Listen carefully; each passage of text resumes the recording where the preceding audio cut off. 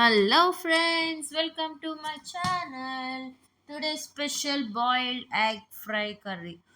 చాలా సింపుల్గా చాలా టేస్టీగా చేసుకోవచ్చు.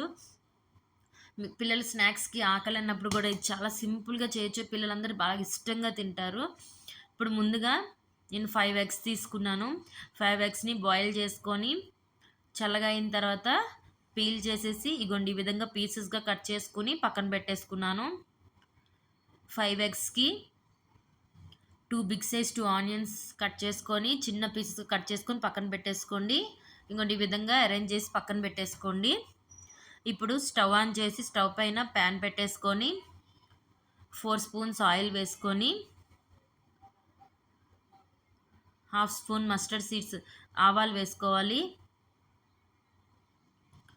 ఆవాలు వేసుకున్న తర్వాత ఆ ఆనియన్స్ మనం ముందుగా కట్ చేసి పెట్టుకున్నాం కదా, ఆనియన్స్ వేసుకొని బాగా ఫ్రై చేసుకోవాలి. గోల్డెన్ రెడ్ కలర్ వచ్చినంత వరకు బాగా ఫ్రై చేసుకోండి.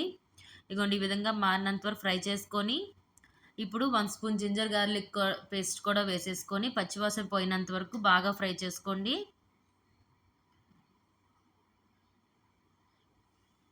అది ఫ్రై అయిన తర్వాత ఇప్పుడు రుచికి తగినంత కారం, రుచికి తగినంత ఉప్పు, కొంచెం పసుపు, 1/2 స్పూన్ ధనియా పౌడర్, ఇంకా కొంచెం పెప్పర్, 1/2 స్పూన్ పెప్పర్ కూడా వేసుకొని అన్నీ బాగా మసాలాలన్నీ బాగా కలిసేటట్టు బాగా కలిపేసుకోండి.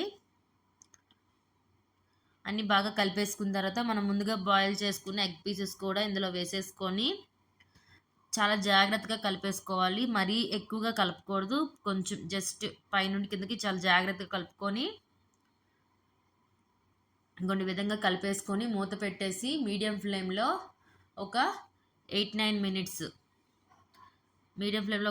మినిట్స్ పెట్టుకోవాలి. మధ్య మధ్యలో కలుపుతూ ఉండండి. 9 మినిట్స్ అయిన తర్వాత మూత తీసేసుకొని ఒకసారి బాగా కలిపేసి కొత్తిమీర ఉంటే కొత్తిమీరతో గార్నిష్ చేసుకొని సర్వింగ్ బౌల్లో తీసుకొని సర్వ్ చేసుకోండి. అంతే, మన tasty boiled egg fry curry చాలా టేస్టీగా, చాలా సింపుల్ ప్రాసెస్. మీ అందరికీ బాగా నచ్చుతుంది అనుకుంటున్నా. ఒకసారి ట్రై చేయండి ఫ్రెండ్స్, మీకు కంపల్సరీగా నచ్చుతుంది. పిల్లలు ఎంతో ఇష్టంగా తింటారు, అందరికీ నచ్చుతుంది ఇది. ఒకసారి మీరు ట్రై చేయండి ఫ్రెండ్స్, మీకు నచ్చుతుందని అనుకుంటున్నా. Thank you friends, thanks for watching. Please subscribe my channel, like my video. Thank you, thanks for watching.